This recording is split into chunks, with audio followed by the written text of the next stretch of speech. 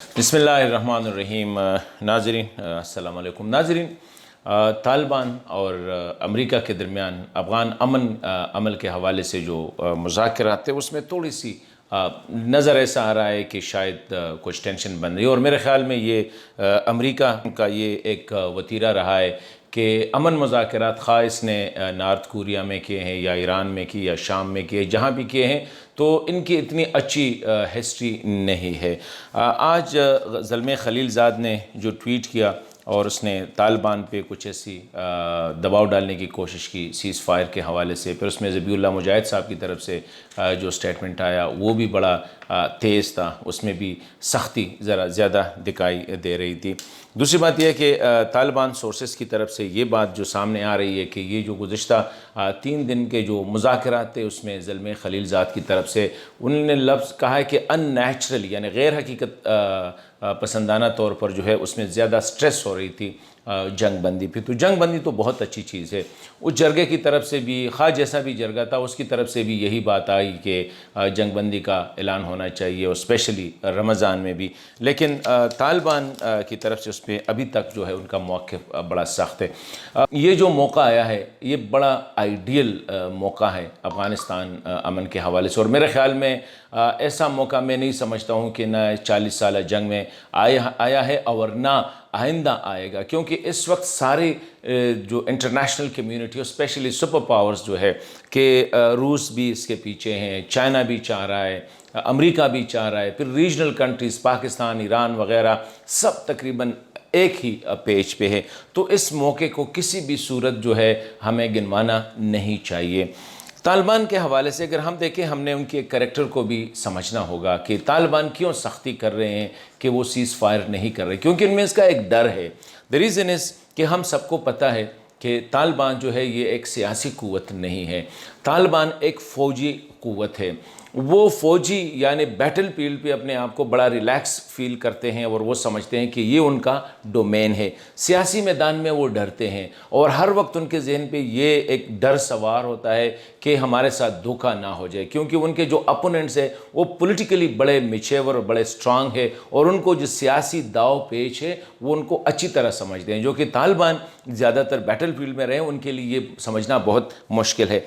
यही वजह है और यही डर है कि तालिबान समझते हैं कि अगर उनके फ़ाइटर्स ने उन्हें जंग बंदी का ऐलान किया और फाइटर घरों पे चले गए तो ये बहुत मुश्किल होगा कि हम दोबारा जो है उनको गैदर करें। तो ये जो डर है मैं समझता हूँ कि अमेरिका को भी ये डर समझ लेना चाहिए और अफ़गान गवर्नमेंट को भी कि देखें अभी एक प्रोसेस शुरू हुआ है अमन की तरफ। 40 साल जंग हुआ जिसमें तबाही अफ़गानिस्तान की हुई है। अभी अगर रास्ता अमन की तरफ जा रहा है तो थोड़ा सा सब्र और बर्दाश्त मेरे ख़्याल में उनका दामन हाथ से नहीं छोड़ देना चाहिए।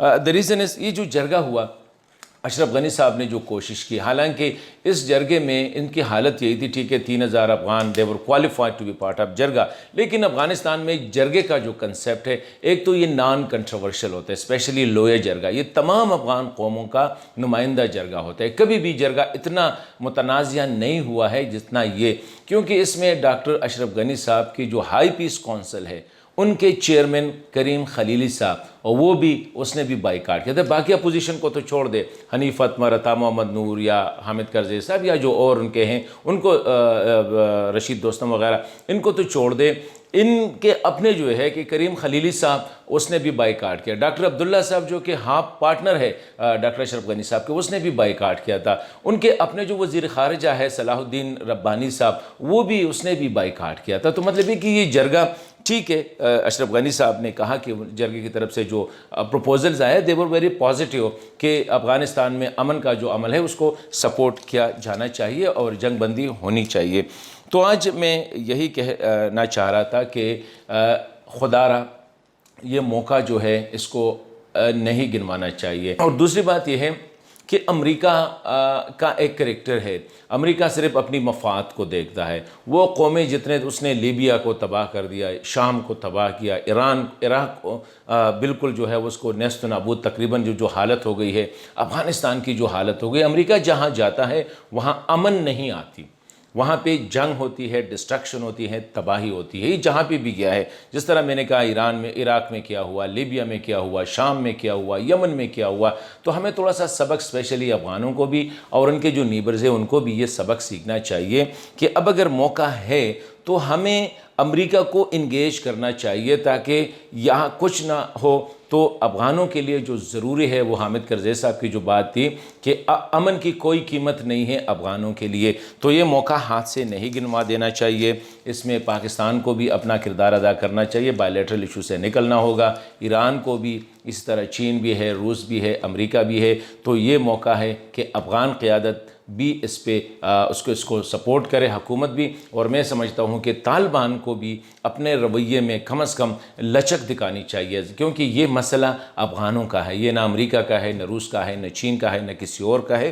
یہ افغانوں کے مستقبل کا، افغان وطن کا مسئلہ ہے. تو ان کو بھی تھوڑی سی لچک دکھانی چاہیے. اور یہ سیز فائر جو ہے کم از کم اگر فلی نہ ہو تو ان کو بھی چاہیے کہ ایز اے سمبولک جو ہے کچھ شہر وہ کر دے کہ انہی شہروں میں ہم کوئی ایکٹیویٹی نہیں کریں گے، تاکہ تھوڑا سا افغانوں کو بھی یہ ٹرسٹ ہو کہ یس طالبان آر سیریس ان ٹاکس. تو آج میں یہی میرا موضوع تھا کہ یہ جو موقع ہے خدا کے لیے اس موقع کو ہاتھ سے نہیں دینا چاہیے. سارے انٹرنیشنل کمیونٹی، سارے نیبرز اس پہ متفق ہے. اور اگر یہ موقع افغانوں نے لوز کیا، اس کو جو ہے ہاتھ سے جانے دیا، تو میں نہیں سمجھتا ہوں کہ پھر افغانستان میں کبھی امن آ جائے گا.